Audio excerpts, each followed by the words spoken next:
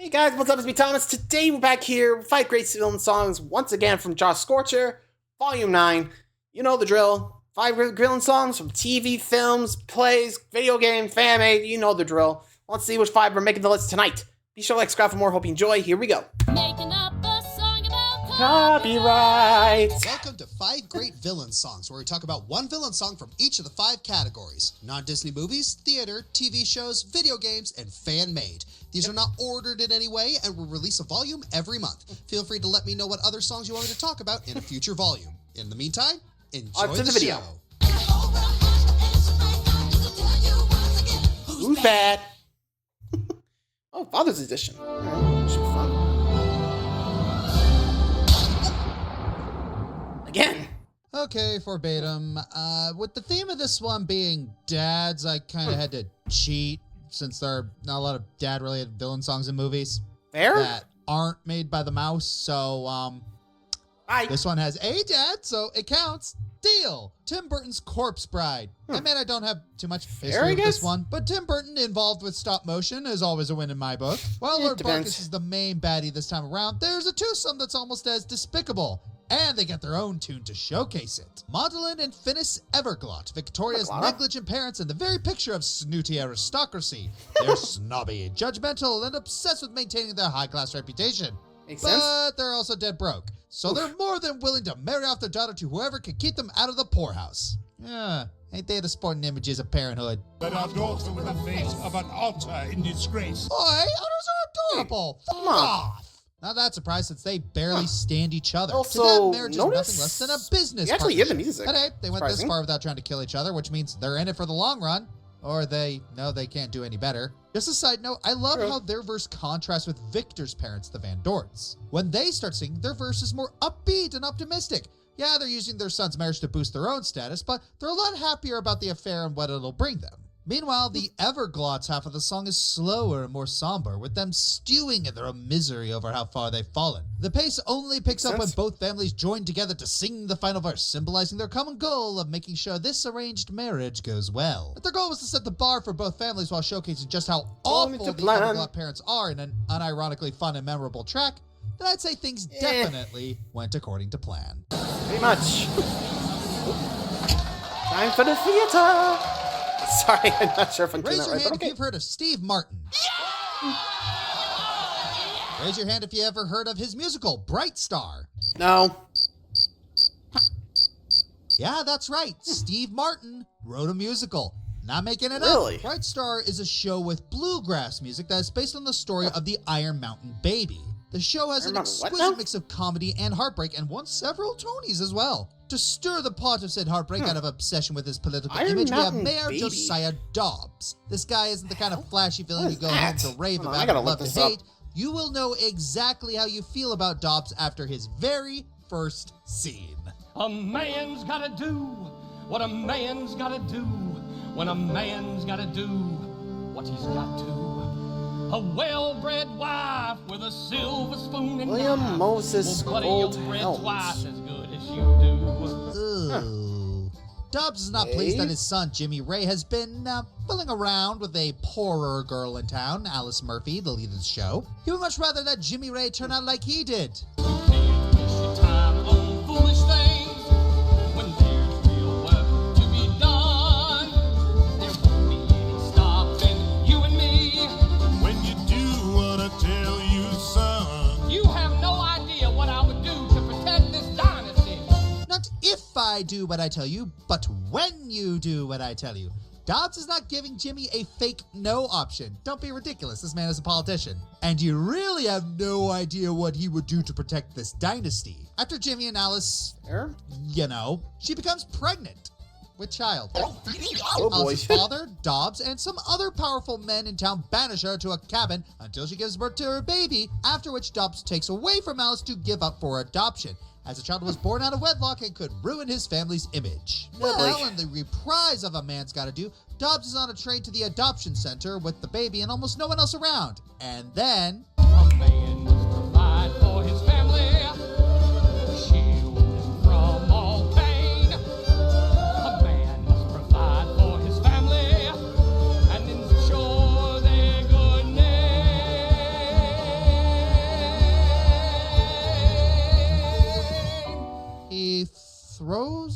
baby off the train and into the river. Yay. Told you this wasn't one of the likable villains. Part of what makes Dobbs so kidding. effective is how he mostly keeps his composure throughout the show and his songs. He isn't malicious by default, but It goes to show you how go to hard protect people will his go for family's name or image horrify it. and He doesn't reputation. Don't hesitate forget either. that. It's Just- all casual necessity to him. Also, the first instance of this song is actually a duet with Jimmy Ray, where he sings his counter-arguments to his father's expectations. Nice little foil moment. Something fascinating about comparing the full A Man's Gotta Do original duet with the reprise is that in the first one, the things that A Man's Gotta Do are the things Dobbs expects of Jimmy. In the reprise, they are what he expects of himself, and are justifications for, well... What we saw. I won't spoil Bright Star's ending, but do watch it if you get the chance. This take a look at- guy certainly shakes things up. Yeah, I don't think I want to know. Best to not think about it. Anyway, off the TV. What do we got? Those of you who are fans of the Fairly Odd Fairly Odd Parents. Parents will know that they have had quite their fair share of TV movies. There's Channel Chasers, of course, but then there's School's Out, the musical. a musical about the parents of Dimsdale sending their children to Camp Learnatorium so they can have some peace and quiet. What could possibly go wrong? A lot, in fact, because this summer camp is not only more boring than a jury summons, but it's being Millimeters. run by Flappy Bob, a former clown whose perception of fun is safe, boring, and predictable. And who You better could to thank the instill Pixies there for idea that into one. his head than his godfathers, HP and Sanderson, two pixies with the ultimate goal of making Fairy World and Planet Earth more boring than working for a corporate office. Yeah. Yes, more boring. For context, the Pixies find Flappy Bob as a baby after he's saved from certain death by his biological clown parents, Man of Steel style. After 37 years, he becomes a businessman who's convinced that boring equals fun and opens up Camp all and Learnatorium. boring are fun However, for when him. Timmy wishes for kids to rule the world, he orders that the Learnatorium be torn down. And old Flappy ain't too happy. But when Timmy sees how much they Flappy are Bob ruining his wants to be a business. clown, he tries to convince him to change his ways, only for the Pixies to butt in and offer their adoptive son a contract that gives him, but mostly Oh, them, yeah, I think I remember. total control. Where's the fun, So this right? leads it to song, Where is the Fun, where we get Flappy Bob's internal conflict on full display. Hey, Flappy Bob. Bob, can't you see what they done? They needed a pun, and clearly you You're the one. They took away your clowny clothes, your floppy shoes and big red nose. Just look around. Around. How could you say This is fun. Flappy Bob is caught between two definitions of fun. There's Timmy's definition of fun, the correct definition, and then there's the version of fun he's always known, which is pretty much the opposite. Even if his idea of fun is wrong, it was the belief that was instilled to him by his father figures, who raised him but also smothered, deceived, and manipulated him. How could Flappy Bob possibly deconstruct an idea that was embedded in him since before he had the capacity to think for himself? Especially when they're offering him everything he could possibly want. It was you, Flappy Bob. Yeah, you were the one. We protected and respected. As though you were our son. And now you're in the middle. You can fiddle with this riddle. Or you can sign this bill and trust that your wishes will be done. In all Where's the fairness, fun? Timmy and the Oh, rest I of the tried Dimsdale kids to. completely overthrew the government and caused mass destruction. But then Timmy appeals to boy. Flappy Bob by reminding him of his biological parents and how they would have felt knowing he took a path that they wouldn't have wanted for him. I know my actions weren't ideal, but how your clowny parents feel about the path you chose, whether or not it was smart. The rock and roll instrumental makes this easily the best song in the musical, and its chorus is not only very catchy, but it gives Flappy Bob a chance to express how he's feeling as he's forced to choose between the walk of life he's always known and the inarguable truth of what's being presented to him. Where is the fun? Who do I turn to? The one I learn who's Who is the one? the one I can trust. Tell me what's fun. In the end, however, Flappy Yep. Bob chooses the life he's always known, singing away power to the Pixies who raised him as his son. Because, let's world face it, that's it's hard for people unsafe. to deconstruct the beliefs and ideas they've been raised with, even when the facts are being presented to them. It's not until another villain song on Fundamentals that Flappy finally considers Timmy's words. And it's not until a few minutes later that he finds out the truth about his father figures. This entire musical, and Where's the Fun in particular, is a surprisingly mature showcase of what happens to children who are raised with misguided or even false ideologies. Pretty much. Say what you will about the quality of this special and the crazy amount of songs they fit into this 43-minute runtime, but Flappy Bob's internal conflict is something that only adults can really grasp. It especially resonates with adults who who grew up with deceptive and manipulative fathers. Though themes of manipulation, false ideas, Yeah. deconstruction, you think the writers were trying to send Butch Hartman a message? Yeah, honestly, I think if Timmy didn't, or, you know, it was kind of a chain reaction by the Pixies. Let me put it like this, or at least in a way. You know, Camp Nocturnium comes to play, you know, Pixies with 37-year plan, you know, Flappy Pop becomes a thing, the kids hate it, they destroy it basically once, you know, they were pretty much forced to stay there because they were causing so much chaos. So, yeah, you can definitely see why Flappy Bob would, as he said, a wistful world, a world where I'm safe. You know, that, since, again, he doesn't want to pull away from the world he's known. You know, it's always hard to, like, break those beliefs. And again, he was this close, like, so close to actually give it up, or at least giving up the clown. But when he overheard them talking, when they thought they won, he was like, I'll show you who's a dumb clown, and embraces the Flappy Bob name once again. Or at least the clown side of him, you know? All it takes is just to hear the words of the people he thought he loved, but never actually loved. You know? And ironically, I think that was the last we ever heard of Flappy Bob, too.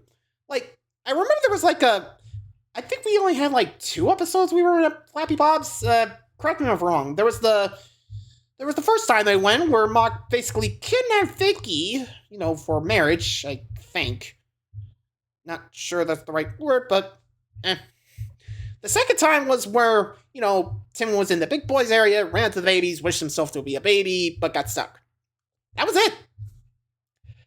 Honestly, other than that, I don't know any other times we actually went to Flappy Bob's. Well, outside the movie, you know? Just saying, other than that, they were just done. I mean, sure, Gary and Betty, the 2 we actually seen through all 3, sure, they tried to run things again, but, well, fun time. I'm just saying, check out the musical if you want to understand, but, yeah, spoilers. Anyway, moving on. Time for video games.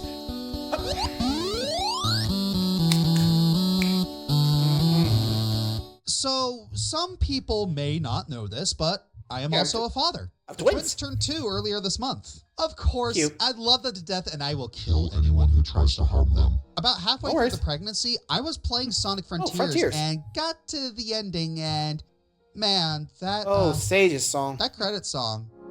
Father, I just wanna tell you, thank you for all that you've given me. I'm really going to miss you. I hope you're not mad at me. No, no, no! Alright, we need help. Shot. Dear Father is one of the credit songs you can get, and it shows Sage's thoughts about Eggman, her father. Eggman spends a lot of time in the game being stubborn about his situation, thinking he can handle everything while Sage is just trying to keep him safe. Seeing Sonic and his friends interact makes her a bit jealous of their bond, and she wants something similar. Took me time to realize my heart is for what data can't do. Yeah, you really do feel bad for Sage, you know? Inside, have taught me what it means to love you. Well, despite showing a stubborn front, Yeah, Eggman no started kidding. seeing Sage as an actual daughter. Her strong desire to help him and the lengths she goes to do so break through the doctor's stubbornness. At the game's first ending, Sage sacrifices herself to defeat the end. It's a somber moment where we even see Eggman genuinely saddened by someone else's demise. I know now. I don't even remember getting this. Love is beautiful. I know now the reason why these tears fall from my eyes. This is goodbye. I'm happy to have been your creation, to have been your child. Dear Father here is Sage's thoughts and her final moments. The somber tones and voice show the love she had for Eggman despite being an AI, wishing for another chance to be with him, hoping for a time when she could find a way not to go to these lengths. Luckily, we get the Final Horizon DLC, which gives us that type of ending. And she still lives in the main ending of Frontiers as Eggman is able to recover her data. Don't think that takes away from this song because I will cry over and over when I hear it. Now, if you excuse me, look out, Kid's Daddy's coming! Father, I wanted to make you proud. Sure did, Sage. You sure did. I will keep you safe. I wish I could have found a way to stay with you forever. Then maybe we could be a family born of love. Be a family born of love.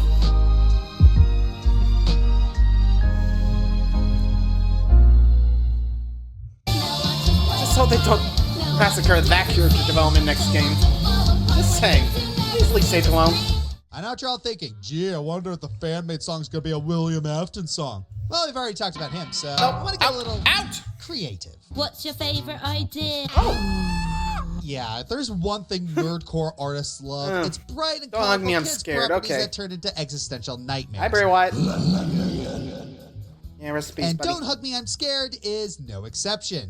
This series is a horror No, parody not of Sesame sure of any Street in the other sense that Father it stars songs. puppets Were that there? sing songs and learn valuable life Think lessons. about the love song that cut out, usually right? end with something dark and twisted.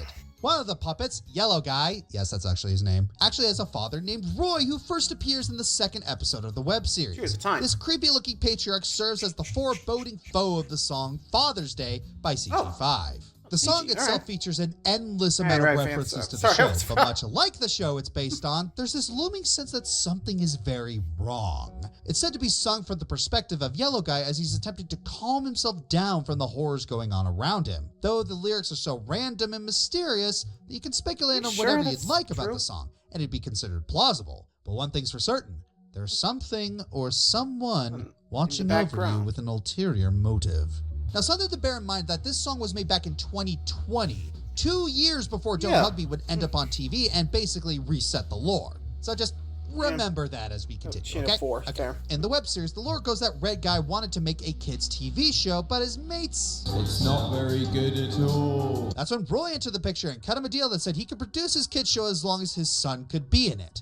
So I guess Duck just kind of wandered onto set then. Eventually, creative Could be. differences would come What between his Red story Guy is. and Roy until Red Guy left. even know out of Red Guy and frustration. Yellow. As such, the whole show would fall apart and become What's Yellow up? Guy's own personal hell. So yeah, Roy is clearly the bad guy here if you look at this song from that perspective. Though Red Guy would pull the plug on the show, it just starts back from the beginning. The characters are trapped in an endless loop. For them, Or at literally least- every day is Father's Day. The lyrics may be disorienting and not at all focused on sure about functioning as a that, villain though? song, but it's also the kind of I always thought it was beauty just of them Don't being Hug Me. free, you know, There less is a props, dominating their favorite force that's colors. haunting the show, They changed. Yellow Guy's father. But it's And masked to by each their own, as they this say, strange but what do world you guys of think? felt drawings and intentionally ugly-looking CG. The music reflects this as well, never quite consistent from start to finish. The only thing that is consistent is Roy's demented vision for Red Guy's show and the torture he puts his son through, and CG5's vocals throughout are just the icing on the cake.